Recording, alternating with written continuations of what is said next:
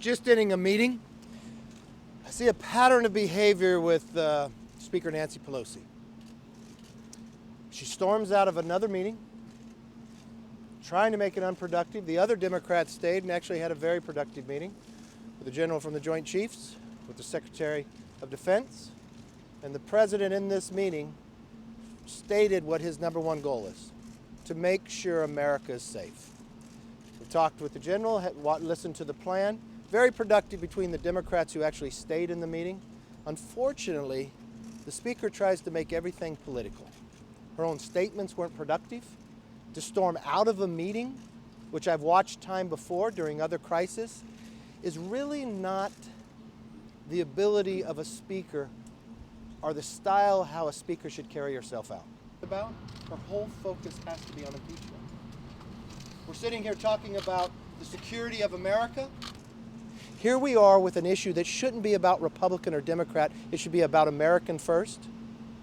And the only thing I found, those who would stay in the room are those who care the most from the process of solving this problem, and making sure that America is safe. And it's concerning to me of her behavior and her actions is just unbecoming.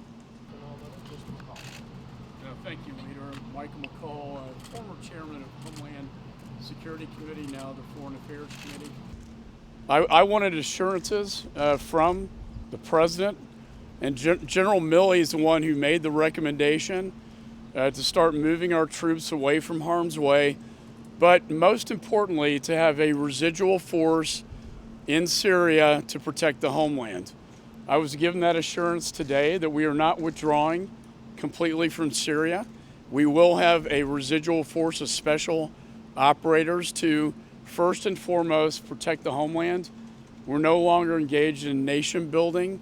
I think the President wants other nations to share the burden and the cost in the war on terror and other coalition force responsibilities. So that was my biggest takeaway from the meeting, is that it's not a complete withdrawal. We will have forces to protect the homeland. And I will say this: the President sent a very stern letter to President Erdogan, warning him that sanctions will take place. In fact, they already have now. We've been told by the Secretary of Treasury that very tough sanctions are now going to be issued against Turkey for their misbehavior in invading Syria, against our warnings. And Chairman Engel, myself, and Senator Risch, the chair of Senate Foreign Relations, and Senator Menendez and I will be introducing tomorrow a very tough sanctions package on Turkey for what they are doing in moving into northern Syria, invading northern Syria, and we will continue to sanction them until they stop that behavior. I wanted assurances from the President. I understand that the President called her a third-rate politician in this meeting. Is that an appropriate way to talk to the leader of a co-equal branch of government? When I look inside the meeting, what I listened to the Speaker refer to the President, I thought was unbecoming. I watched individuals get heated in the process. I've been in a lot of meetings where individuals get heated with one another. I do not believe in that process that you get up and you walk away.